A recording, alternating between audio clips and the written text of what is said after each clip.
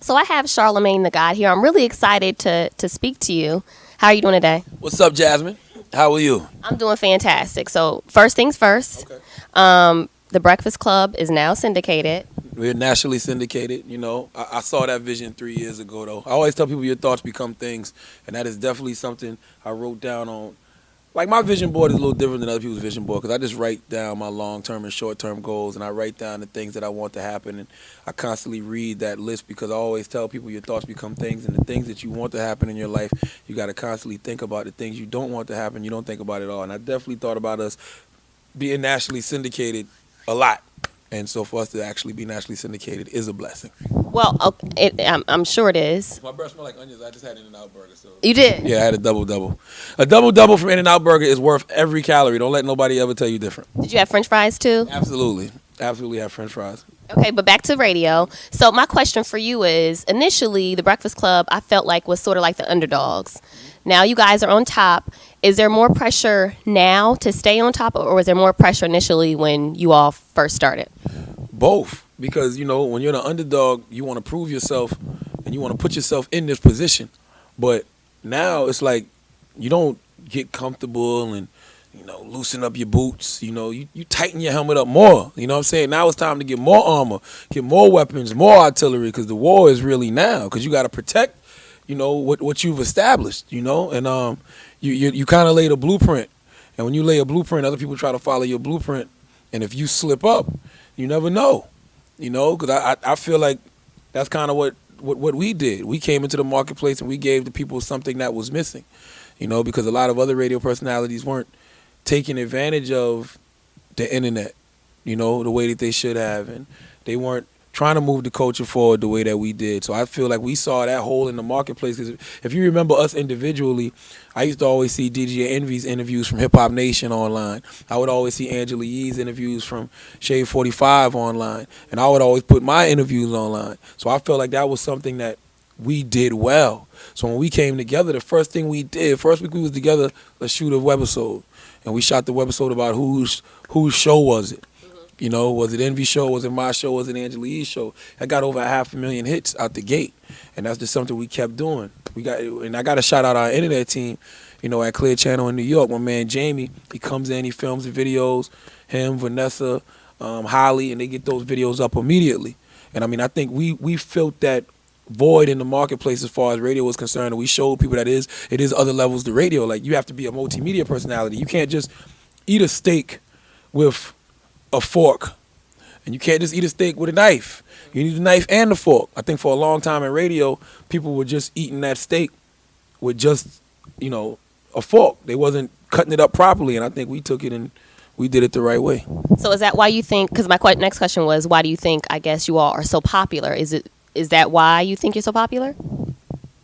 Yeah, popularity comes from awareness. You know what I'm saying? Even if we were good at what we were doing, if nobody saw us doing it, we probably wouldn't be popular. You know what I'm saying? But I think, awareness. The fact that we do great interviews, we are good at what we do, and we make a lot of people aware of it. But we make people aware of it.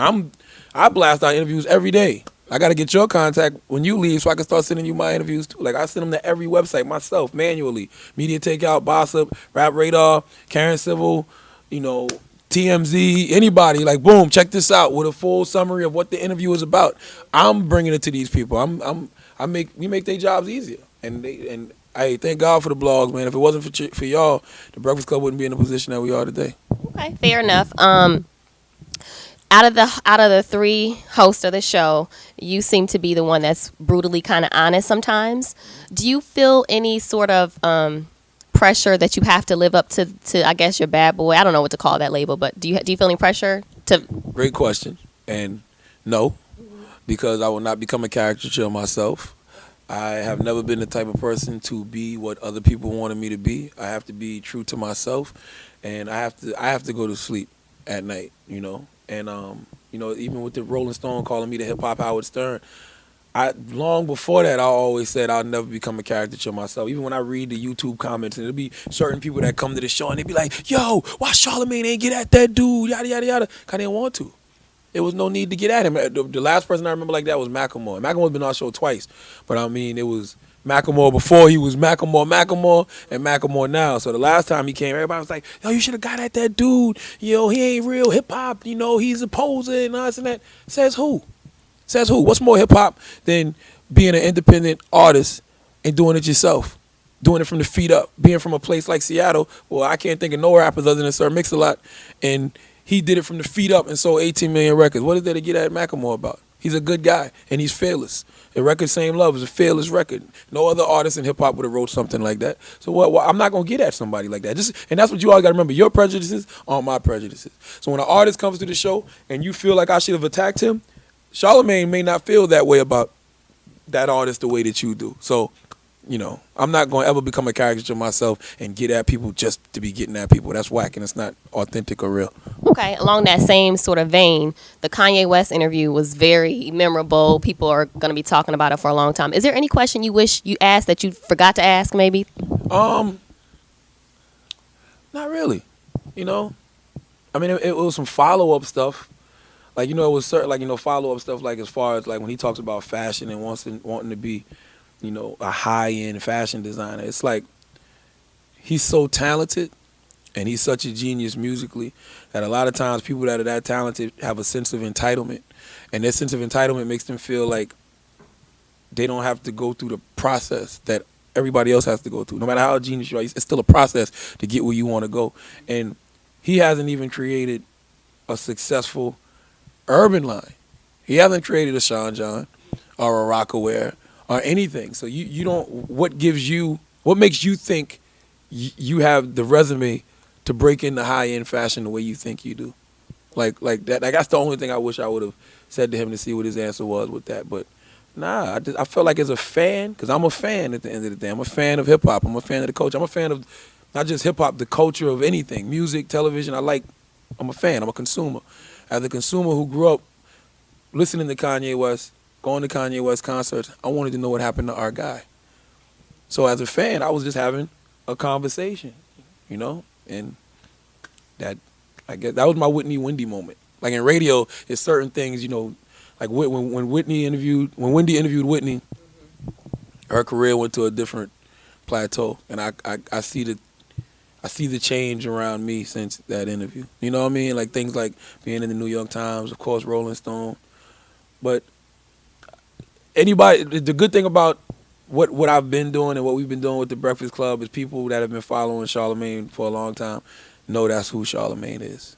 It's just everybody else is catching up. And sometimes it takes those moments like a Kanye West for everybody to catch up. But, hey, God is great. Whatever it takes. Whatever it works. Okay, switching gears here. Charlamagne and Friends, how did that come about? That's a huge deal. My thoughts become things, man. Mm-hmm. I always said I wanted to do a late night talk show. That's something that I always would express. Sorry. It's all good. I would always express that. And like I always said that. It's funny because I was on Arsenio Hall the other night, and I always said I wanted to be like the next Arsenio. I wanted to do what Arsenio was doing because I always felt like Arsenio's show was so dope.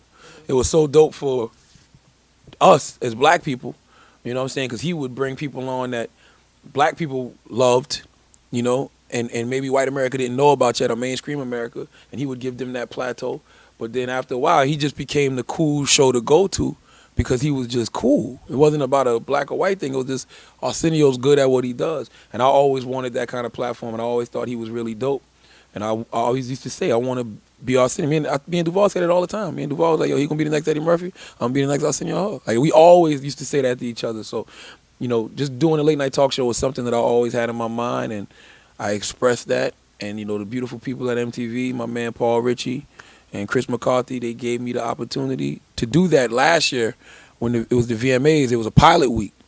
And I did it every night, Monday through Friday, my own late night talk show. And the numbers did good, so they brought it back for a regular series, and it's doing pretty well. How involved are you with the show? Oh, very. I mean, I'm in all the creative meetings, you know what I'm saying? I mean, everything down to sketches, you know, definitely the topics we talk about. You know, when the games that we play, it's like, I don't know if I want to do that. Yeah, I want to do that. Man on the street stuff, everything. I'm all in. I'm all in.